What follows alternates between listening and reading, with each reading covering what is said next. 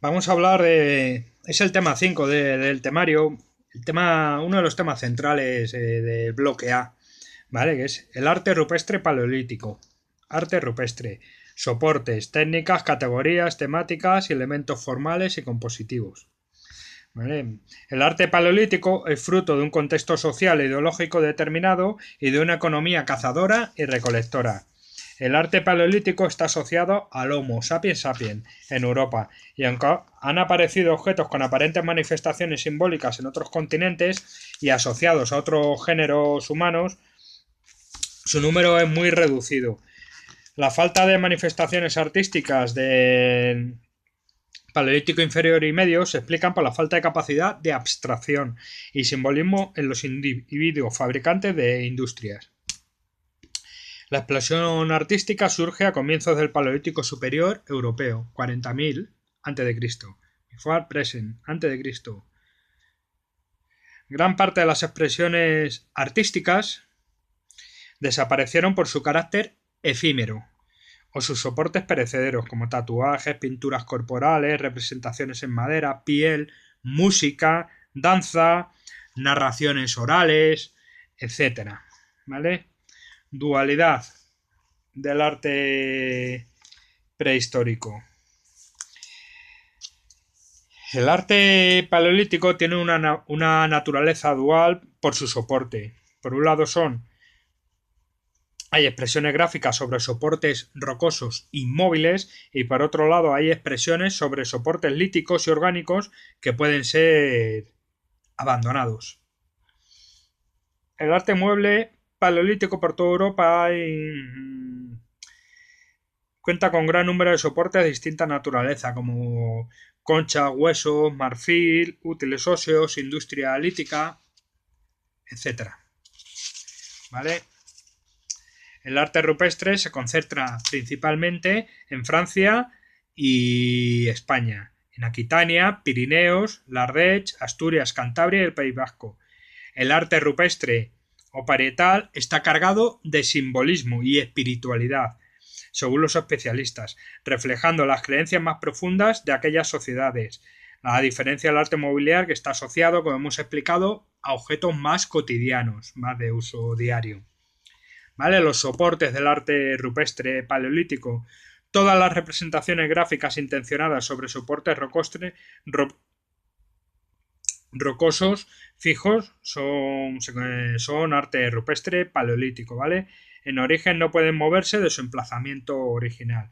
Los soportes pueden ser tanto paredes como techos, como suelos sin luz solar, abrigos rocosos o áreas externas de cavidades donde la luz ilumina las imágenes todo el día o en algún momento son santuarios exteriores o superficies rocosas al aire libre, sin protección para las imágenes. La mayoría de las manifestaciones se representan en la oscuridad de las cuevas, con aprovechamiento de formas naturales de las rocas para formar siluetas y volumen. Dentro de las cuevas las figuras se pueden representar en cualquier lugar. Los santuarios exteriores son escasos, quizás por los procesos erosivos y también por una menor preferencia de estos soportes. Las preferencias de unos soportes sobre otros no son determinantes por el número de expresiones que conocemos debido a la conservación, como Foscoa en Portugal. ¿Vale? Voy a enseñar la primera figura, esta es de Foscoa, ¿vale? Superficie rocosa al aire libre, sin protección para las imágenes. Bueno, continuamos. En cuanto a las técnicas son diversas. En primer lugar, la pintura, ¿vale? Hay una gran profusión con distintos métodos como el soplado, el trazado continuo, la tinta plana, el punteado, etcétera, y diversos tonos cromáticos a base de ocres, óxidos para el rojo y el amarillo, carbón vegetal u óxido de manganeso para el color negro.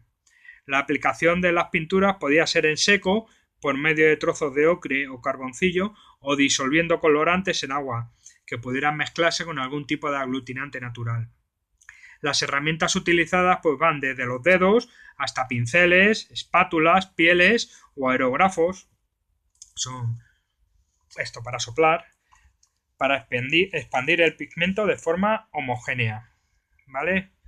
Es posible que para elegir la técnica, además de razones ideológicas y culturales, influyera el tipo de superficie, los recursos, los pigmentos y las formas buscadas. Influiría todo, ¿vale? El artista elegiría una técnica u otra en función de lo que quería hacer y dónde lo quería hacer y del material que tenía a mano.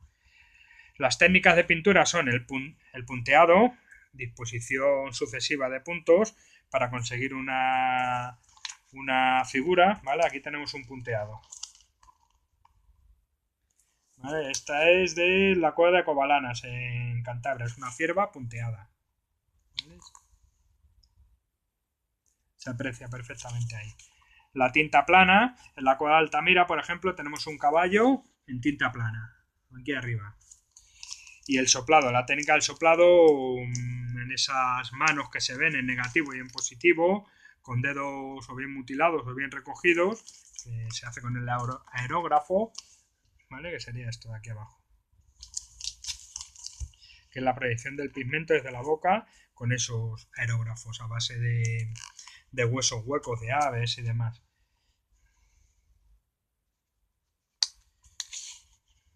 El doctor Gárate hizo un extenso estudio sobre las pinturas punteadas del área cantábrica, ¿vale? Covalanas y demás.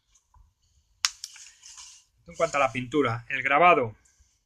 El grabado es una técnica muy usada mediante raspado, rayado, estriado o piqueteado.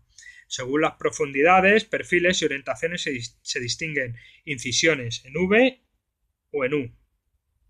La diferencia entre los métodos son muy sutiles y generan confusión entre los mismos especialistas. Por ejemplo, el piqueteado es la conformación de figuras por impactos sucesivos, provocando el desconchado. Los trazos digitales son con los dedos en superficies blandas, ¿vale? Los útiles parecen de piedra, como buriles, lascas, hojitas, etc. También los dedos y objetos de punta roma, como la madera. En la elección de los útiles se ha podido influir los mismos factores que en la pintura. Depende de lo que se quiera hacer, dónde se vaya a hacer y el tipo de material que se tenga a mano. El artista elegiría un útil u otro, ¿vale? Aquí tenemos un calco de un caballo piqueteado en la cueva de Domingo García en Segovia. Es un calco realizado por Ripoll, Sergio Ripoll, ¿vale? Como veis, se forma la figura con una serie de impactos sucesivos. La escultura parietal, el relieve, el modelado, se trata de la talla de una figura para dotarla de un significativo volumen. La mayoría se realiza por erosión periférica sobre el soporte rocoso.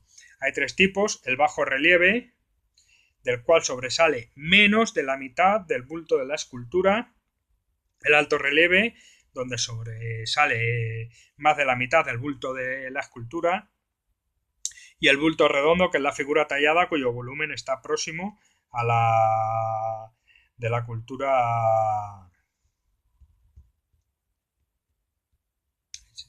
exenta, perdón. Estaba pensando en la figura esta, ¿vale? Aquí tenemos unos bisontes modelados en arcilla en la cueva de Tours d'Audubert, ¿vale? Son muy conocidos.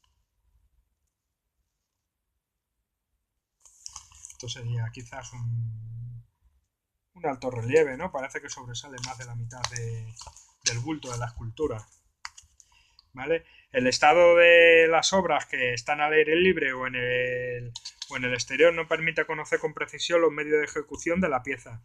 Existen huellas de piqueteado, martilleado, rascado y raspado. Combinación de técnicas y aprovechamiento del soporte, pues es frecuente el uso conjunto de distintas técnicas. Por ejemplo, figuras pintadas con trazos grabados añadidos, figuras grabadas completadas con restos de pintura plana, distintas técnicas como pintura plana y grabado, además de un trazo continuo, como en los bisontes de techo, los policromos de Altamira, ¿vale? Los famosos policromos de Altamira. combinación de trazos negros con tinta plana roja y negra para el pelo, para darle volumen, trazos grabados para destacar algunas partes de su anatomía, de la anatomía del animal que están pintando. También es importante el papel de las formas rocosas y las grietas naturales para buscar el efecto deseado. ¿Vale? Cuanto a las categorías temáticas, los temas que se tratan en el arte rupestre o arte parietal, vamos a empezar hablando por los signos. En general, toda expresión gráfica de un objeto que alcanza un grado de esquematización o geometrización tal que no se puede reconocer en ella el objeto que representa o sustituye. Eso es un signo, ¿vale? Tiene una relevancia visible al constatarse como únicas representaciones trazadas en un buen número de estaciones rupestres paleolíticas.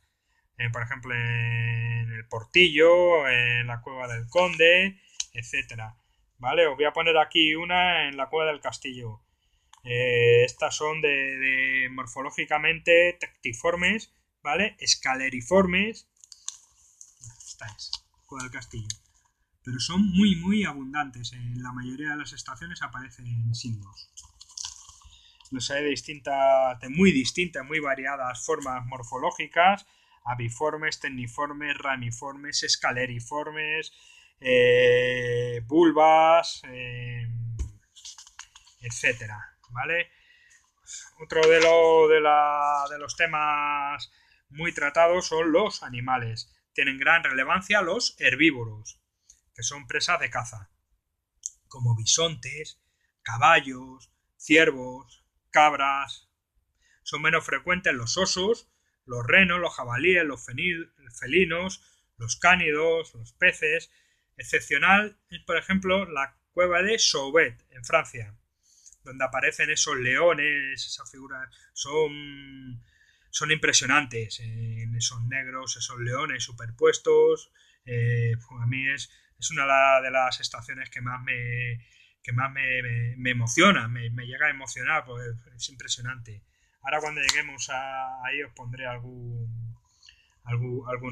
lámina que, bueno, seguramente todos conozcamos, tengamos en mente alguna de esas figuras de leones. En Covalanas, en Ramales de la Victoria, en Cantabria, es un buen ejemplo de la pintura de un solo tipo de animal, de los ciervos de Covalanas, ¿vale? La fauna de la península ibérica es subboreal, más templada que en Francia. Normalmente se representa lo que se ve, por lo que el bestiario nos aproxima al tipo de fauna de la época, ¿vale? Se puede hacer uno una idea del tipo de fauna que había viendo estas representaciones de arte parietal. Es corriente la ausencia de representación de algunas partes del animal, ¿vale? La mitad del animal desaparecía, las patas, etcétera. Eso es muy normal. Los antropomorfos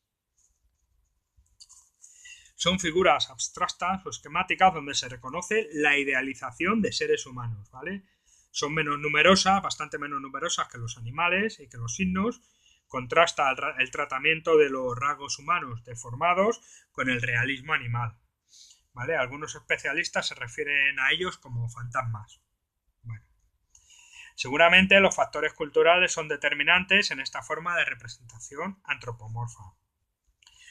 Por ejemplo, Venus no hay constatadas en España, pero son frecuentes en Francia.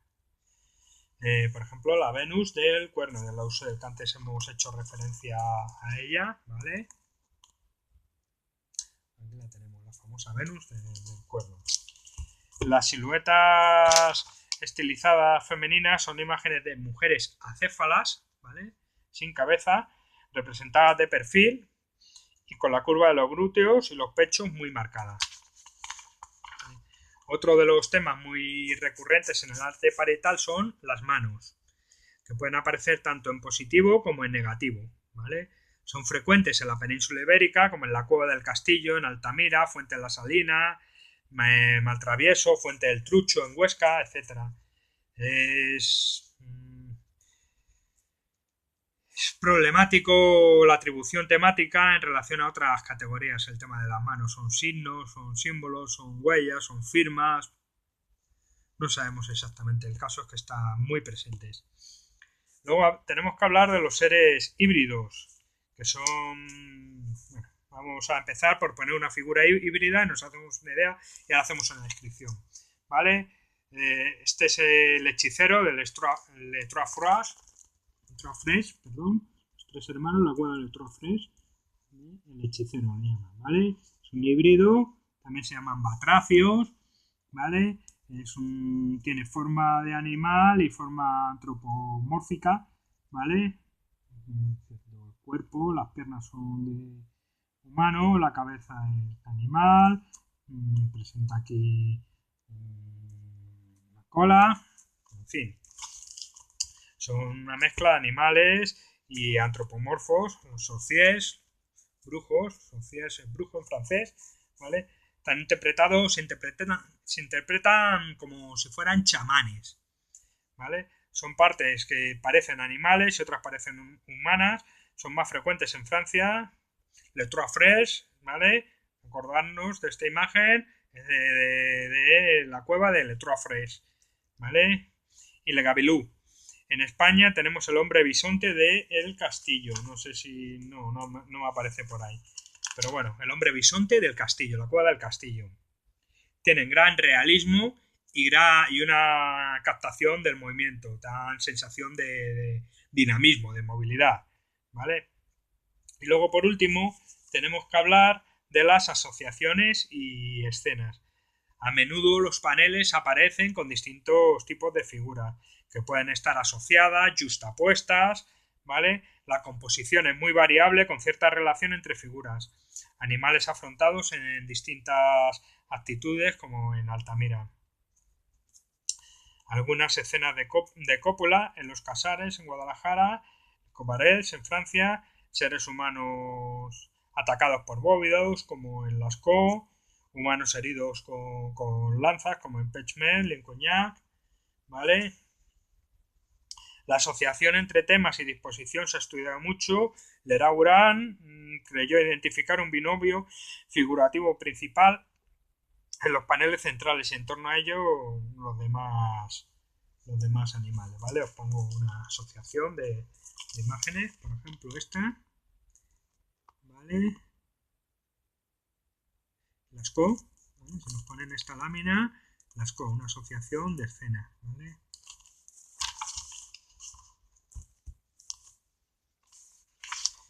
Bueno, vamos a hablar ahora de algo que nos podrían preguntar perfectamente, es muy importante, aunque es el concepto de santuario de Lerauran, ¿vale? Aunque hoy en día la teoría del santuario, como lo planteaba estructuralista de Lerauran, está prácticamente desechada, sí que sentó las bases y nos dio pistas a los científicos, a los estudiosos, para tirar del hilo y seguir avanzando en las investigaciones de las teorías interpretativas del arte rupestre paleolítico, ¿vale? Define 7 grupos de conjuntos faunísticos según su importancia numérica y los extrapola a un modelo topográfico de cueva, ¿vale? Un modelo topo-iconográfico. A pesar de este estudio estructural riguroso, lo cierto es que no existe una uniformidad topográfica en las cuevas. A pesar de ello, su modelo de santuario sí ha calado en líneas de investigación posteriores y ha servido como base al impulso de métodos de investigación, ¿vale? Este sería el modelo topo iconográfico, ¿vale? Él viene a decir, Lerauran, que los caballos y los bisontes ocupan el centro de las cuevas, ¿vale? Entiende que el caballo se asocia al género femenino y el bisonte al género... Perdón, el bisonte al género femenino y el caballo al género masculino, ¿vale? Y la mayoría de las representaciones, el 50% lo ocupan los caballos y los bisontes. En una segunda parte habría bisontes y uros. Luego un 10% estaría ocupado por cérvidos, cápridos, mamús y renos. Y por último, un 2% correspondería a los animales peligrosos. ¿Vale? Esta asociación de temas y la distribución topográfica de los mismos dibujarían, según su creencia, un modelo o esquema básico de santuario, en donde se evidencia la importancia contextual y cuantitativa de ese binomio caballo-bóvido, que estaría complementado fundamentalmente por los animales del grupo C, esos renos, cápridos, etcétera, destinándose ciertas partes retiradas o al fondo de las cavidades, o a la representación de imágenes con una significativa y propia singularidad simbólica, como los signos complejos y los animales peligrosos. Bueno, el binomio caballo-bóvido haría referencia al binomio sexual hombre-mujer. ¿Vale? El reparto de papeles, la estructura social de la época la extrapola a este modelo icono topográfico de las cuevas. Vamos a hablar ahora de los elementos formales y compositivos, ¿vale? Aquí yo tengo lagunas artísticas, ¿vale? No entiendo bien lo que es un perfil absoluto, una perspectiva biangular, recta, una perspectiva uniangular. Son técnicas artísticas que ya trabajaban en el Paleolítico para dar sensación de volumen, para ver al animal desde distintos ángulos, poder apreciar lo que ellos querían que se viera. Sensación de movimiento, de reposo y demás, ¿vale? Ya utilizaban esta serie de técnicas artísticas de perspectiva. Leraguran señala 5 tipos de perspectiva, ¿vale?